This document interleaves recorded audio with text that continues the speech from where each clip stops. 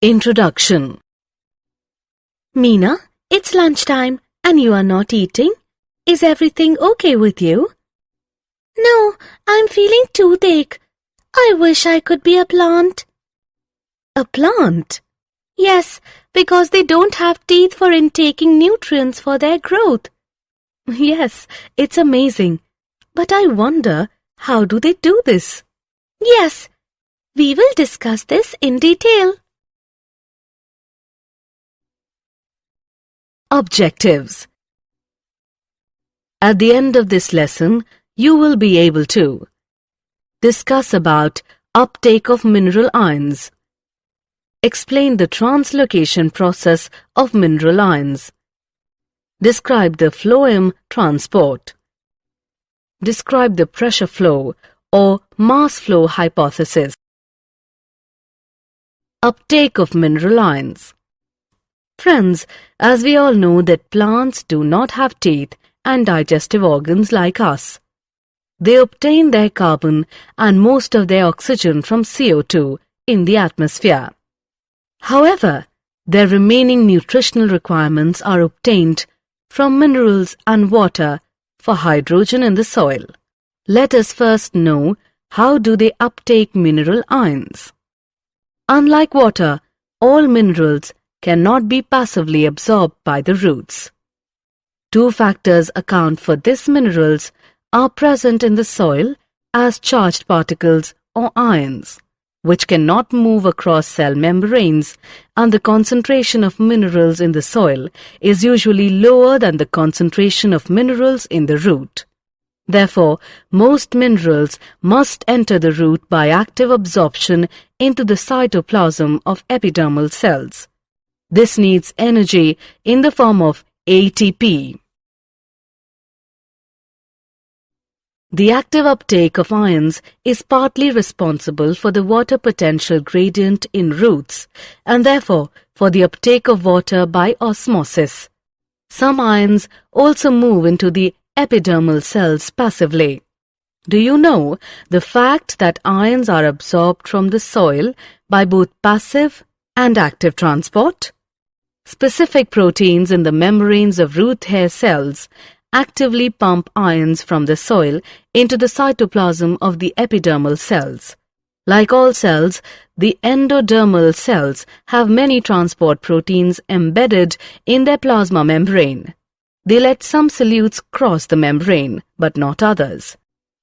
Transport proteins of endodermal cells are control points where a plant adjusts the quantity and types of solutes that reach the xylem. Note that the root endodermis, because of the layer of submarine, has the ability to actively transport ions in one direction only. Translocation of mineral ions. After the ions have reached xylem through active or passive uptake, or a combination of the two, their further transport up the stem to all parts of the plant is through the transpiration stream. The chief sinks for the mineral elements are the growing regions of the plant, such as the apical and lateral meristems, long leaves, developing flowers, fruits and seeds, and the storage organs. Mineral ions are frequently remobilized, particularly from older, senescing parts. Older dying leaves export much of their mineral content to younger leaves. Similarly, before leaf fall in deciduous plants, minerals are removed to other parts. Elements most readily mobilized are phosphorus, sulfur, nitrogen and potassium. Some elements that are structural components like calcium are not remobilized. So, the xylem transports only inorganic nutrients while phloem transport only organic material. Phloem transport. Now we will learn about phloem transport. Food, primarily sucrose, is transported by the vascular tissue phloem from a source to a sink. Usually the source is that part of the plant which synthesizes the food. The source and sink may be reversed depending on the season or the plant's needs. Sugar stored in roots may be mobilized to become a source of food in the early spring when the buds of trees act as zinc.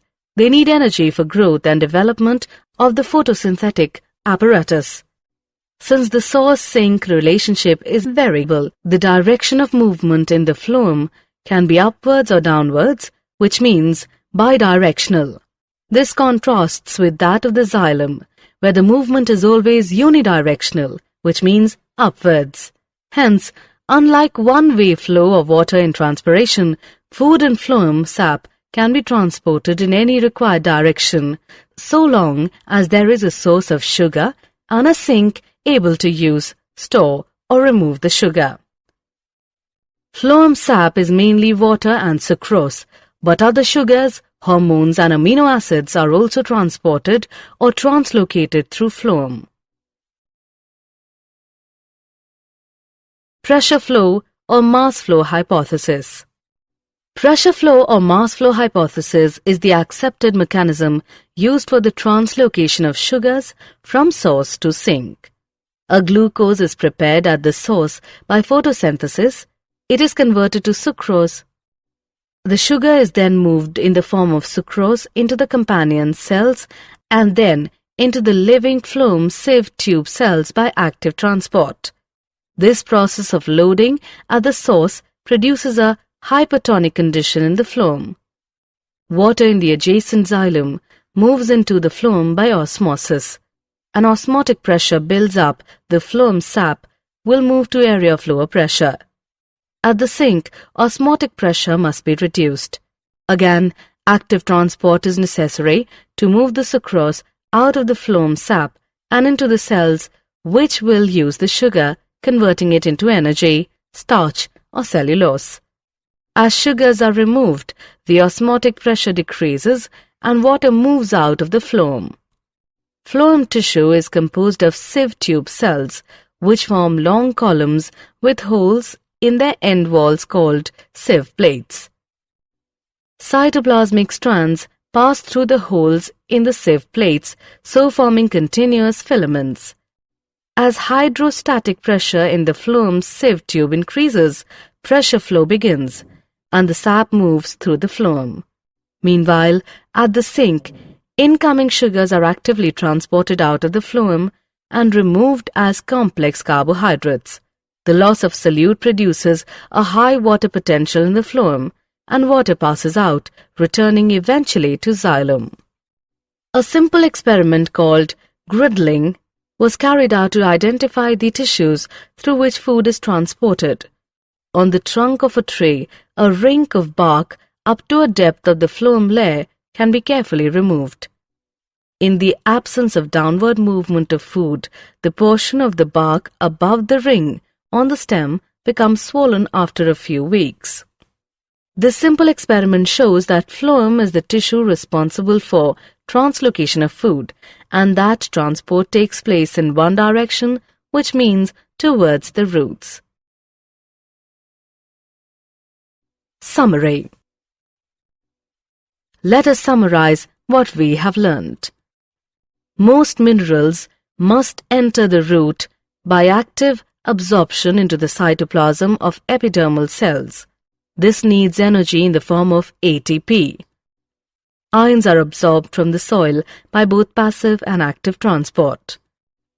Specific proteins in the membranes of root hair cells actively pump ions from the soil into the cytoplasm of the epidermal cells.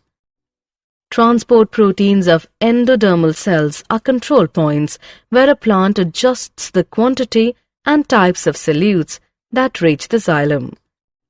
After reaching the ions to xylem by actively or passively, the further transport the stem to all plant parts is through transpiration stream.